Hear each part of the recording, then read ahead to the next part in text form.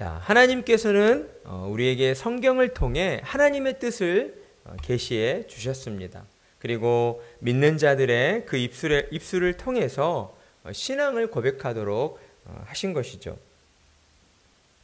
하나님이 신자들에게 이렇듯 신앙을 고백하도록 하신 것은 무엇보다도 하나님께서 신자들의 신앙 고백을 기뻐하셨기 때문입니다. 하나님께서는 신자들의 신앙 고백을 매우 기뻐하십니다. 왜냐하면 우리가 하나님 앞에 신앙을 고백드린다라고 하는 것은 그 자체로 하나님을 우리 삶의 주인으로 고백하고 인정하는 것이며 또한 하나님을 찬양하는 것과 같기 때문이다라는 것이죠. 그리고 신앙의 고백은 무엇보다도 우리 자신에게 큰 영적인 유익을 줍니다. 그것은 바로 우리 스스로 하나님의 은혜 안에 있다, 하나님 나라의 백성임을 확인시켜 주기 때문이다라는 것이죠. 따라서 우리는 매 예배 시간마다 우리가 함께 고백하는 사도신경을 단순히 형식적인 어떠한 순서로만 이해하고 주문을 외우듯 의미 없는 소리로 고백해서는 안 된다라는 것입니다. 우리는 사도신경을 고백할 때마다 우리 믿음의 대상이 하나님이심을 기억하고 하나님이 우리를 죄에서 구원하시기 위해 어떠한 은혜를 베풀어 주셨는가를 생각해야 합니다. 그래서 그러한 사도신경의 고백을 드릴 때마다 우리는 하나님을 향한 온전한 기쁨과 감사로 충만해져야 하는 것이지요. 만약 저와 여러분이 지금까지 형식적인 의미로 사도신경을 고백해 왔다면 이제부터라도 하나님을 향한 바른 믿음의 고백을 드림으로써 삼위 하나님께서 베풀어 주시는 은혜를 충만히 받아 누리시는 복된 성도님들이 다 되시기를 간절한 마음으로 소망합니다. 처음 사도신경이 기록되어졌을 때 사도신경은 라틴어로 기록되어졌습니다. 여러분, 라틴어가 어떤 언어인지 아세요? 모르죠? 라틴어, 이제 고대 유럽 사회에 많이 사용되어지던 언어였습니다. 라틴어로 기록이 되어졌는데 종교개혁이라고 하는 사건을 통해서 성경이 사제들만이 아니라 일반 성도들에게 읽혀지게 되었죠. 그래서 그러면서 이 사도신경 또한 라틴어에서 각 나라의 언어들로 번역이 되게 되었습니다. 우리나라 말로 번역된 사도신경은 처음에 어떻게 시작을 합니까? 어떻게 시작하죠? 나는 전능하신 아버지 하나님, 천지의 창조주를 믿습니다 라고 시작을 하고 있습니다. 하지만 라틴어 원문 사도신경을 보면 credo in deum, 뭐라고요? 크레도는 믿습니다예요. 믿습니다. 크레도, 믿습니다. 인 데움, 하나님을. 그러니까 나는 믿습니다. 이 직역하면, 순서대로 직역해 본다면 나는 믿습니다. 하나님을 이라고 시작을 했던 것이죠. 그리고 영어로 번역된 사도신경을 보면 영어도 I believe로 시작을 하고 있어요. 이건 이제 어순상의 어떤 차이겠지만 여기서 우리가 한 가지 확인하고 넘어가야 할 것은 사도신경은 이 믿습니다라고 하는 표현을 강조하고 있다라는 것이죠. 앞서 말씀드린 것처럼 사도신경은 무엇입니까? 하나님의 계신 성경에 대한 우리의 화답이에요. 우리의 대답입니다. 하나님께서 우리에게 성경을 통해 말씀하셨다면 그 말씀에 대한 우리의 고백을 하나님 앞에 대답해 드리는 것이죠. 따라서 사도신경이 믿습니다 라는 이 표현을 강조하고 있는 것은 하나님의 말씀에 대한 우리의 대답이 어떤 방식으로 이루어져야 하는가 하는 것들을 우리에게 가르쳐주고 있다라고 할 수 있습니다. 그것은 어떠한 방식입니까? 하나님의 말씀에 대한 우리의 대답의 방식은 언제나 믿음으로 이루어져야 한다라는 것이에요. 하나님께서는 하나님의 말씀에 대한 우리의 대답, 언제나 믿음으로 듣기를 원하신다라는 거죠. 우리의 노력이나 우리의 행함으로서가 아닙니다. 언제나 믿음이어야 하는 거예요. 왜냐하면 하나님께서 성도로 부름받은 우리들에게 믿음을 요구하시기 때문입니다. 따라서 우리는 오직 믿음으로 하나님 앞에 설 수 있다는 사실을 우리가 늘 기억해야 하는 것이죠. 우리가 고백하는 사도신경에는 나는 믿습니다, I believe 라고 하는 이 표현이 총 3번 나와 있습니다. 그리고 이 고백을 중심으로 해서 크게 3가지의 고백을 담고 있어요. 첫 번째는 무엇입니까? 나는 전능하신 아버지 하나님, 천지의 창조주를 믿습니다 이고요. 그리고 두 번째는 무엇일까요? 두 번째는 그 다음 절에 나와 있는 나는 그의 유일하신 아들 우리 주 예수 그리스도를 믿습니다 이고요. 그리고 마지막 3번째는 무엇입니까? 나는 성령을 믿사오며. 사실 이 부분이 원래 나는 성령을 믿습니다 라고 그리고 나서 and로 이어지는 접속사절이라고 볼 수 있는데, 우리나라 말로 번역할 때는 나는 성령을 믿사오며 그리고 거룩한 공교회와 성도의 교제와 죄를 용서받는 것과 몸의 부활과 영생을 믿습니다 라고 이렇게 고백하고 있습니다. 자, 그렇다면 오늘은 먼저 우리가 나는 믿습니다라고 고백할 때에 그 믿습니다라는 말에 담겨진 의미가 무엇인가를 함께 살펴보도록 하겠습니다. 첫 번째, 이 faith, 믿음, 다른 말로 하면 신앙이죠. 신앙. 이 신앙은 무엇을 의미한다고요? 동의를 의미한다. 무언가에 우리가 동의한다. 그러니까 이 믿음이라는 것은 동의를 내포하고 있다라는 거예요. 우리 보라, 잘 듣고 있어요? 자, 믿음은 어떤 일이 참되다, 어떤 일이 참된 것이다 라는 것을 믿는 거예요. 나는 하나님을 믿습니다, I believe in God 라고 하는 이 고백은 어때요? 나는 하나님이 존재하신다는 사실을 믿습니다 와 같은 뜻을 지니고 있다라는 거죠.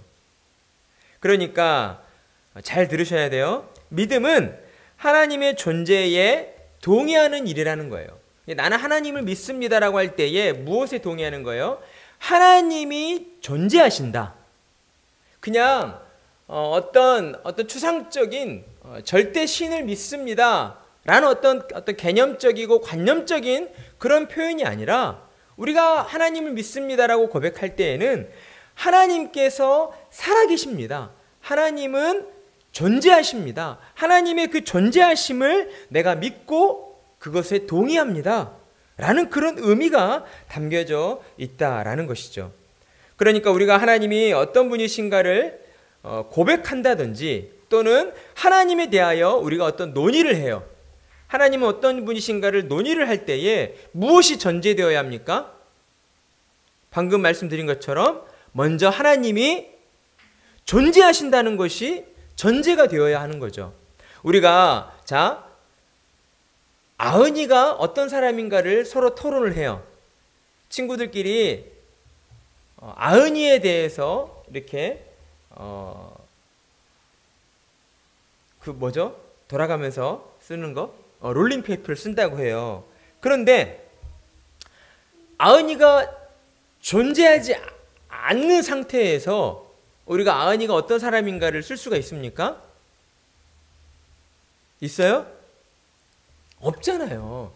아은이가 살아있고 아은이가 존재하기 때문에 우리가 아은이를 옆에서 지켜봐온 그런 시간들이 있기 때문에 아은이에 대해서 쓸 수 있는 거잖아요. 마찬가지라는 거죠. 우리가 하나님 앞에 하나님에 대해 고백하고 하나님이 어떤 분이신가를 이야기할 때에 첫 번째 전제되어야 하는 것은 하나님은 존재하신 분이시다, 실제하시는 분이시다 라고 하는 것이 전제되어야 한다라는 거예요. 하지만 이를 두고 하나님을 믿지 않는 불신자들, 비기독교인들은 우리가 저는 하나님을 믿습니다 라고 말할 때에 우리가 말하는 그 믿습니다라고 하는 말을 어떻게 받아들일까요? 단순하게 개념적이고 관념적인 추상적인 것으로만 받아들인다는 거예요. 불신자들이 생각할 때에는 저 사람들은 연약한 사람들이야. 그러니까 그 마음속에 하나님이라고 하는 신을 의지하고 싶은 거야. 그 정도로만 받아들인다는 거예요. 그런데 심각한 것은 이러한 생각을 오늘날 기독교인들 가운데에도 이렇게 이해하시는 분들이 더러 있다라는 거죠.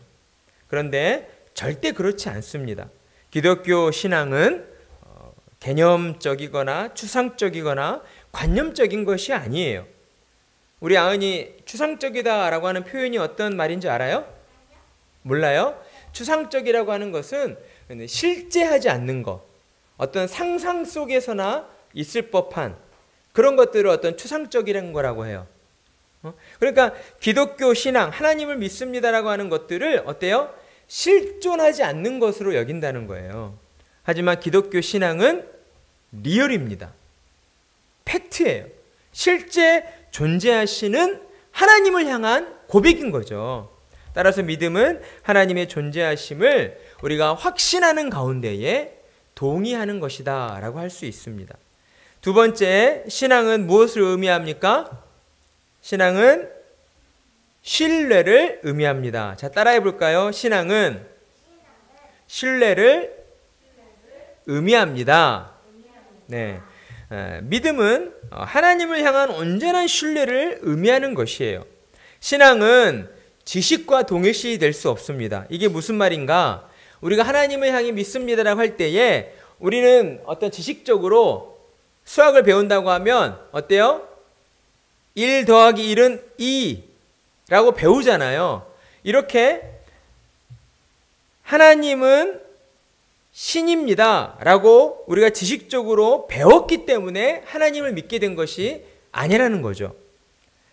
믿음이라고 하는 것은 우리의 지성을 밝혀주면서 동시에 우리의 어떤 감정, 우리의 마음을 뜨겁게 해주는 거예요.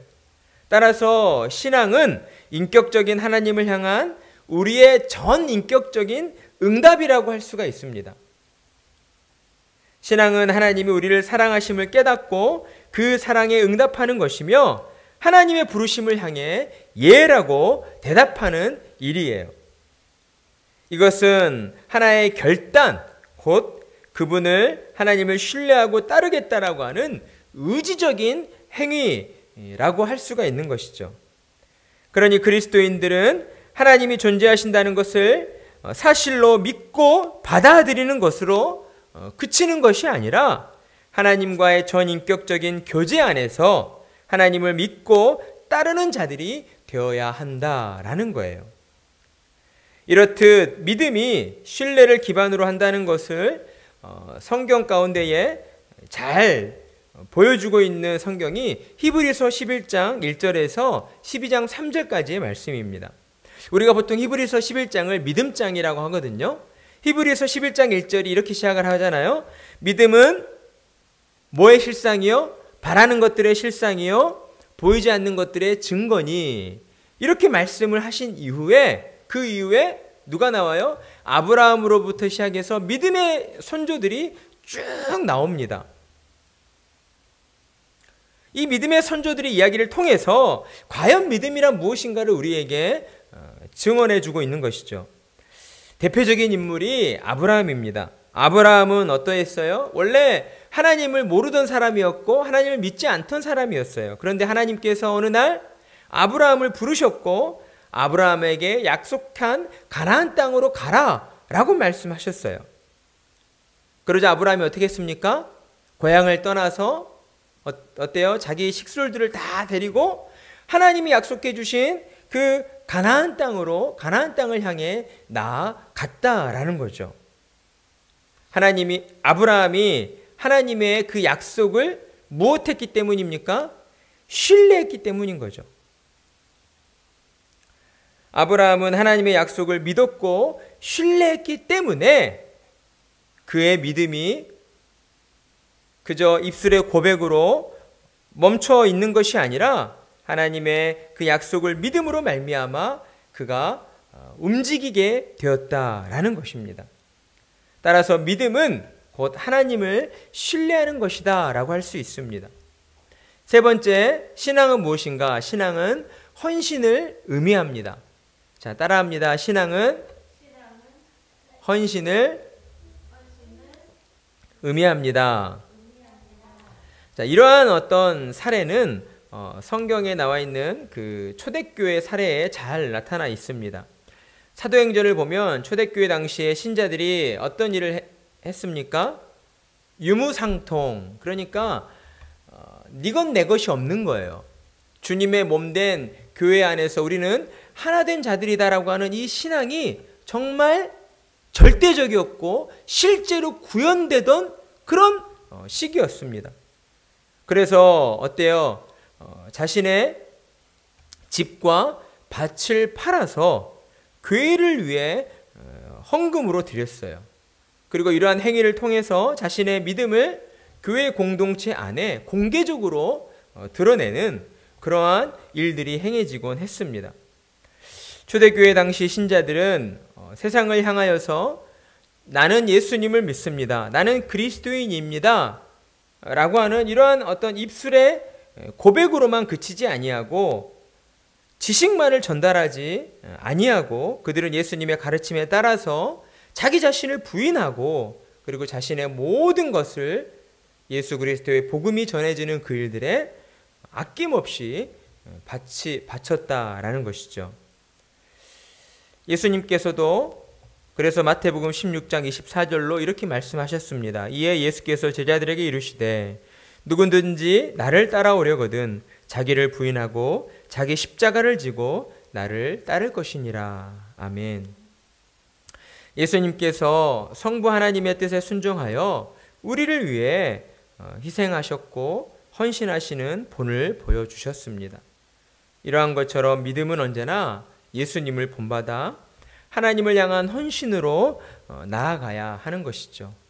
우리가 진정으로 하나님을 믿고 또 예수님을 믿는다라고 고백한다면 우리는 예수님의 말씀에 순종하여 헌신하는 자리로 나아가게 되어 있는 것입니다. 따라서 신앙은 무엇입니까? 곧 즐거운 마음으로 기꺼이 우리 자신을 하나님께 복종시키는 일이다 라고 할 수 있죠. 이것은 우리의 삶의 문을 활짝 열어 젖히고 하나님이 우리 안에 임하시도록 초청하는 일이고 이때 하나님을 단순히 손님으로서 초청하는 것이 아니라 우리 삶의 주님이시자 우리 삶의 주인으로 초청하는 것입니다. 하나님께서는 우리를 향해 모든 것을 내어주시기까지 희생하셨고 헌신하셨습니다. 때문에 하나님께서는 오늘날 믿는 자들에게 이러한 헌신을 요구하시는 것이죠. 하나님께서 우리에게 먼저 그 온전한 헌신을 보여주셨기 때문에 하나님의 헌신의 결과로서 그분을 향한 하나님을 향한 우리의 헌신을 요구하신다라는 거예요. 하나님을 향한 헌신은 어느 때에든지 먼저 자기 자신을 낮추고 우리를 예수님의 십자가 앞으로 인도하는 것이다 하는 것이라고 할 수 있습니다. 우리가 하나님을 온전히 믿기 때문에 예수님의 십자가 앞으로 나아가 우리 자신의 죄악됨과 연약함을 두고 하나님 앞에 회개의 기도를 드리게 된다라는 것이죠. 그리고 네 번째, 신앙은 무엇인가? 신앙은 순종입니다. 신앙은 무엇이라고요? 신앙은 순종입니다. 믿음은 언제나 순종으로 이어지게 되어 있습니다. 성경이 계속해서 우리에게 말씀하고 계시는 것이 바로 이 믿음과 순종이죠. 예수님께서도 나는 포도나무요 너희는 가지라 라고 말씀하시며 이 포도나무의 비유를 통해서 우리가 예수님을 믿고 우리 예수님 안에 거하기만 하면 예수님으로 말미암아 어때요? 정말 풍성한 포도 열매를 맺게 된다. 이 포도 열매를 맺게 되는 것이 무엇입니까? 바로 순종의 열매인 거예요. 성경은 우리에게 계속해서 믿음과 순종, 이 둘 사이를 별개로 볼 수 없다. 믿음과 순종은 하나이다라고 계속해서 말씀해주고 있습니다. 신앙은 우리를 부르신 하나님을 기꺼이 신뢰하고 하나님께 순종하려는 마음의 자세라고 할 수 있어요. 우리는 하나님의 말씀을 그저 듣기만 하는 그러한 청중으로 부름받은 자들이 아닙니다. 하나님의 말씀대로 우리가 행하도록 부름을 받았다라는 것이죠. 그래서 바울 사도가 야고보서 1장 22절에서 너희는 말씀을 행하는 자가 되고 듣기만 하여 자신을 속이는 자가 되지 말라라고 말씀을 하였습니다. 이렇듯 신앙은 마치 나무의 뿌리와 같다라고 할 수 있습니다. 뿌리가 건강하면 어때요? 나무는 건강하게 자라나서 반드시 좋은 열매를 맺게 되어 있는 것이죠. 따라서 신앙과 선행은 따로 분리되어 있지 않다는 것을 우리는 항상 기억해야 합니다. 물론 선한 행실을 통해서 우리가 믿음에 이르게 되는 것은 아니지만 분명한 것은 진정한 신앙, 진정한 믿음은 자연히 선한 행실을 낳게 되어 있다라는 거예요. 그래서 야고보서 2장 17절에서도 이와 같이 행함이 없는 믿음은 그 자체가 죽은 것이라 라고 우리에게 말씀을 하고 있습니다. 이렇듯 신앙은 능동적인 성격을 지니고 있어요. 그래서 신앙 안에 있는 그 능력으로 말미암아 우리의 생각, 우리의 사고, 그리고 실제적인 우리의 삶에서 그 열매를 맺고 드러내게 되어 있다라는 것입니다. 신앙은 이처럼 단순히 하나님의 존재를 믿는 일에 관한 것만은 아닙니다. 오히려 신앙은 하나님을 신뢰하고 그분이 우리 삶을 주관하시며 우리를 변화시켜 가시도록 우리 자신을 내어드리는 일이다라고 할 수 있어요. 18세기 미국에서 중도적인 신자라고 불렸던 사람들이 있었습니다. 그들은 어떠한 사람들이었는가? 그들은 하나님이 계신다는 것을 믿었어요. 그리고 하나님께서 죄 용서해 주실 수 있다라고 하는 것을 믿었어요. 그런데 그들 스스로 자신의 죄를 하나님이 용서하시도록 하나님 앞에 내어드린 적은 없었다라는 것이죠. 그러니까 쉽게 말하면 하나님과의 인격적인 교제와 만남이 없는 사람들, 하나님을 믿습니다라고 하면서 교회는 나오지만 예배는 드리지만 진정 하나님을 향한 그 믿음 안에서 그의 심령의 뜨거움을 느끼고 우리 자신이 하나님 앞에서 얼마나 무겁고 큰 죄인인가를 그가 마음으로부터 진정 느끼지 못했다라는 것이죠.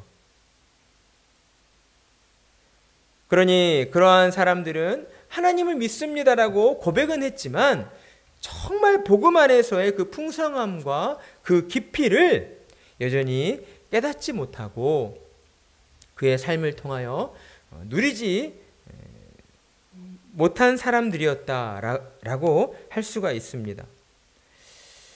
사랑하는 성도 여러분, 여러분의 삶에서 하나님을 느끼고 하나님을 경험하기를 원하십니까? 그렇다면 하나님을 향한 믿음의 고백으로 그치지 마시고 여러분의 삶을 하나님께 내어 드리시기 바랍니다. 하나님께서 내 삶을 하나님의 선하신 뜻대로 이끌어 주실 거야, 변화시켜 주실 거야 라고 하는 이 믿음에만 멈춰 서 있지 마시고 하나님께서 실제 여러분의 삶을 변화시켜 주실 수 있도록 여러분 자신을 하나님께 내어 드리셔야 한다라는 것입니다. 우리 안에 있는 우리 자신을 부인하고 날마다 예수 그리스도로 충만히 채워갈 때에 우리는 하나님과의 온전한 교제 가운데 놓이게 되고 그 하나님과의 전인격적인 교제 속에서 하나님이 우리의 삶을 이끌어 가시고 우리를 변화시켜 주시는 것을 우리가 경험하게 되는 것입니다. 그러한 은혜가 우리의 모든 삶 가운데에 가득하기를 간절한 마음으로 축복합니다.